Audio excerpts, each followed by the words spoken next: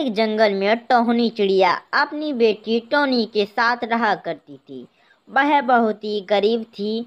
अपनी बेटी और अपना पेट मजदूरी करके भरा करती थी। एक दिन टोहनी अपनी बेटी से कहती है, टोहनी बेटी, दिवाली आने वाली है, हमें कुछ पैसे को इकट्ठा करना होगा जिससे हम दिवाली का सामान अच्छे से लेकर आ जाएं। इसी तरह से टोहनी और टुनी दोनों माँ बेटी आपस में बातें कर ही रही होती हैं। और उसी जंगल में रानी चिड़िया अपनी बेटी मोहनी के साथ रहा करती थी।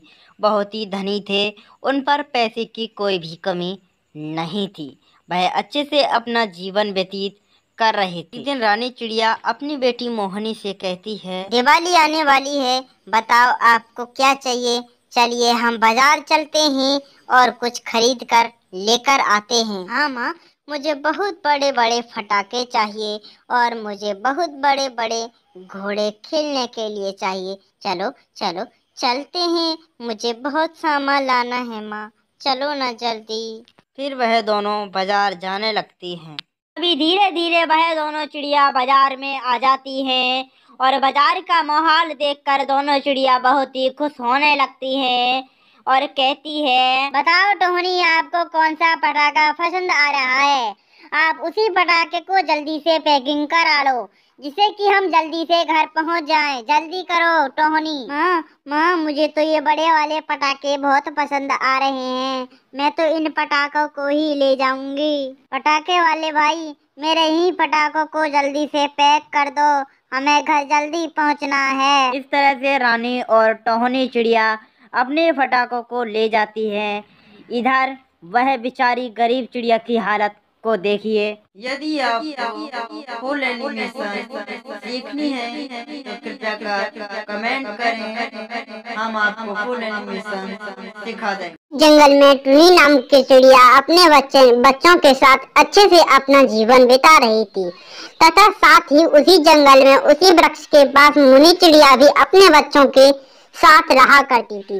दोनों में ही बहुत प्रेम था। एक दिन ऐसा आता है कि दोनों के बच्चे बड़े हो जाते हैं और दोनों अपना बच्चों की परीक्षा लेने के लिए जंगल में भेजने को कहती हैं और कहती हैं, बच्चों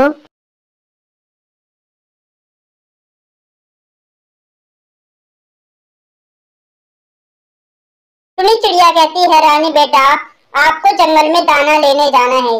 जंगल में जब आपको कोई भूखा देखे तो आपको अपना दाना उसे दे देना है और किसी की मजबूरी को अपना फायदा ना समझना है। बेटे, आपको ईमानदारी से आज दाना लेकर के आना है। इधर मुनी चिड़िया भी अपने बच्चों को समझा रही होती है, बेटी, आपको जंगल से दाना लेकर आना है।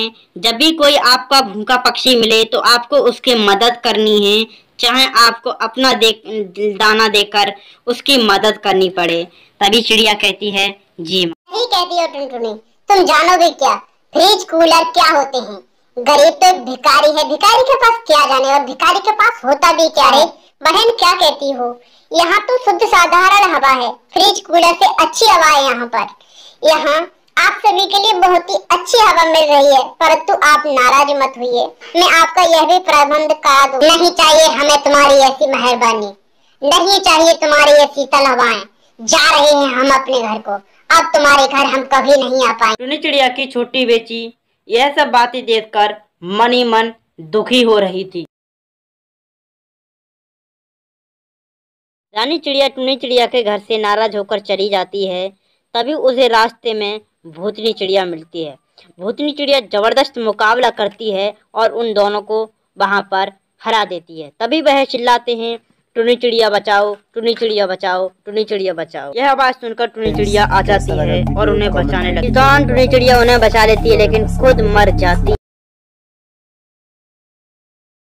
जंगल में टुनटुनी नाम की चिड़िया अपनी बेटी मुरली के साथ रहा करती थी। मुरली के पिता की मृत्यु आंधी के चक्कर में हो गई थी। वह अपनी माँ के साथ अपना जीवन खुशी खुशी बिता रही। रानी चिड़िया उसी जंगल में अपने बेटे राजा और अपनी बहू मोहनी के साथ अच्छा जीवन बिता रही थी। साथ ही वह जंगल की प्यारी चिड़िया अपने दुखों से अपना जीवन बिता रही थी। वह अमीर चिड़िया बहुत लालची और बहुत ही चतुर थी। चिड़िया मन में सोच रही होती है, अरे आ नहीं रही पकौड़ी जलेबी लेकर, तभी उसकी बहू चटोरी पकौड़ी जलेबी लड्डू लेकर उसके सामने आ जाती है और फिर दोनों मिलकर उसके खाने लगते हैं। लेकिन इधर राजा हर रोज मजदूरी करने जाता है, मजदूरी करके कुछ पैसा बचा कर लाता है और फिर घर रख देता है। सुबह देखता है तो पैसा खत्म हुआ मिलता है। जंगल में टुनटुनी नाम की चिड़िया अपनी बेटी मुरली के साथ रहा करती थी। मुरली के पिता की मृत्यु आंधी के चक्कर में हो गई थी।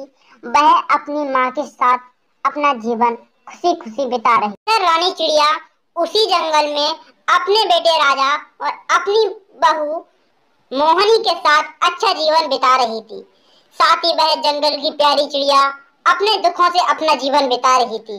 वह अमीर चिड़िया बहुत लालची और बहुत ही चतुर थी। चिड़िया मन में सोच रही होती है, अरे आ नहीं रही पकौड़ी जलेबी लेकर, तभी उसकी बहू चटोरी पकौड़ी जलेबी लड्डू लेकर उसके सामने आ जाती है और फिर दोनों मिलकर उसके खाने लगते हैं। लेकिन इधर राजा हर रोज मजदूरी करने जाता है, मजदूरी करके कुछ पैसा बचा कर लाता है और फिर घर रख देता है।